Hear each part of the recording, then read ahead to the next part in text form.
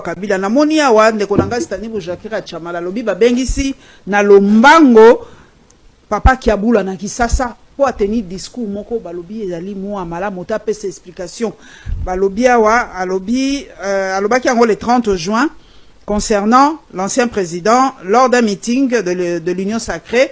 Kiabula avait qualifié Kabila et Corneille Nangaa de Congolais, affirmant que leurs différends devaient être réglés en famille, tout en pointant le Rwanda comme l'adversaire principal dans le conflit à l'est de la RDC. Balobi ba propango za mo ambigu. Na cercle à pouvoir va comprendre que Kiabula a sali faute. Ce que ça ambigu, c'est qui notre adversaire principal? C'est ça Rwanda. Mais ambiguïté dans mon ça. Mais Kabila balobi aza mukolo ba rebelle Corneille Nangaa ba rebelle ba kokite ko Nangaa est rebelle, oui, mais toute rébellion n'est pas une rébellion pour tuer. Il y a des rébellions qualifiées de révolutions, par exemple la révolution qui baigne avec Fidel Castro. C'était une révolution armée. La révolution qui baigne était une révolution armée. Que Che Guevara avait quitté l'Argentine pour venir soutenir. C'est-à-dire armée. Mais Babenga yango mukil mezaki révolution. Babenga yango jamais rébellion. Je donne pas raison à Nangaa ou à quoi je fais pas l'apologie. Mais Nangaa banda balobarake bazana révolution conformément à l'article 64.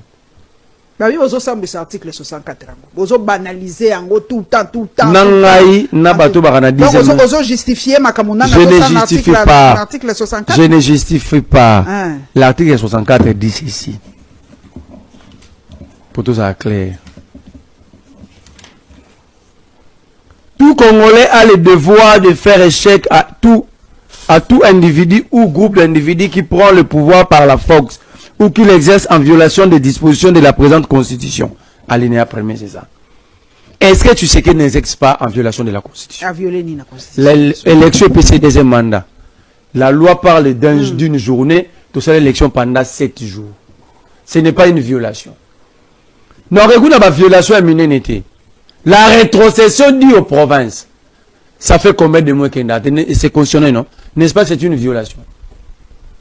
Alors, ça c'est un. De deux, si Nangaa bazo bomado baza ba rebelle, qui doit contraindre les Nangaa? C'est l'État, non? Alors, l'État quitte sa mission comme Léviathan, l'État commence à plairer. Alors, si l'État plaît, on a nos moments pour tout voyager dans Bissau. Ça dit on n'est plus en sécurité. Kiabula dit Nangaa est Congolais. Qui ne sait pas que Nangaa est de père et de mère? Il est de la Grande Orientale, c'est connu. Son frère biologique il venait d'être gouverneur ici. Nangaa a été reçu plusieurs fois travailler avec Tshisekedi. Il est Congolais. Si Nangaa n'est pas Congolais, raison pour laquelle Babengisi Kiabula, donc on doit juger Tshisekedi pour haute trahison. Pourquoi il a travaillé avec un étranger? Alors, Nangaa est Congolais. Kabila est Congolais plus que Félix Tshisekedi. Parce que Tshisekedi sur un plateau de télé, exactement, il y a confrère na yo, Kulutu Nangaa Jean-Marie Kazamba. Félix aloba boye, ba grand-parent na ye babota maman Marthe, ba uta na Angola, pesa na territoire bi Malange. Malange na Kinshasa te. Mais Kabila, papa nae Kongomani Musée Laurent Désiré Kabila, maman nae Mama Sifa Kongomani biso. Bon so bandimi yango te. Papa Bemba pesa biso komo na ko na politique kana. Kolanda Bemba te. Nana ndetendeni. Kolanda Bemba te. Ancien vice-président na biso auti ko signaler biso nini munene ko ba patonga nzela. Na makambo dia na lobaike biso nyonso bato sala boloko fo batala biso mitu. Ngai ba muke bayi ba Yves Bouya ba Peter Tiani ba Safu ba Jekoko. Donc Congolais nyonso sala boloko libanda to nakati apparemment na groupe na biso na misu mitu ko molemba. Il faut battre la biso mitu. Parce que d'ailleurs sur le plan droit, la question liée à la nationalité de Kabila est à la régler.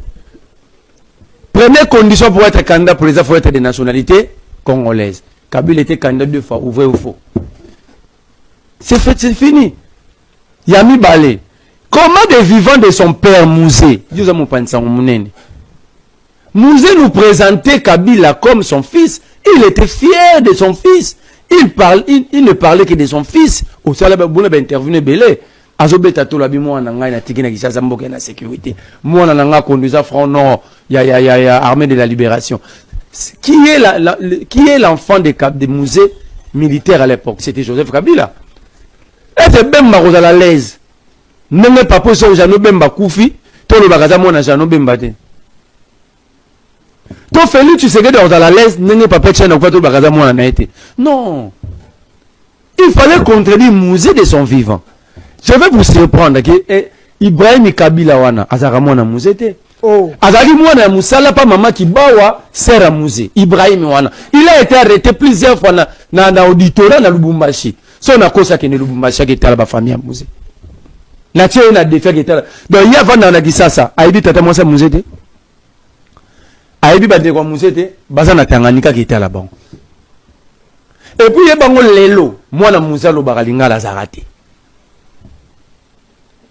Etienne Kabila, na Ibrahim, ce sont des... faut pas qu'on ait pour usurpation d'identité. On doit les arrêter. Pour continuer aux anambokate, tout est basé sur le mensonge. Etienne Kabila, azamouana ya musete. Ibrahim Kabila, d'ailleurs, azaki domestique, pas maman qui bawa, sert ya musée. Il n'a jamais été de la famille. Il n'a jamais. Imagine, à un passeport naé, à Botama en 1982, na Kinshasa. À l'époque, musée était na Maki. Ah, donc, raisonnement simple. Donc, dans la route, moi, si c'est na Goma, si c'est que la tiki à Bota, on blague ou quoi? Vous blaguez ou comment? Na personne a des éléments. Azala moi na musée, pour moi na musée, moi à Bota na Kinshasa zati. Ni bana bande kwa musée. Yami bale, bana ya musée ou alo balinga zati. Bango tu bazo yeko la lingala.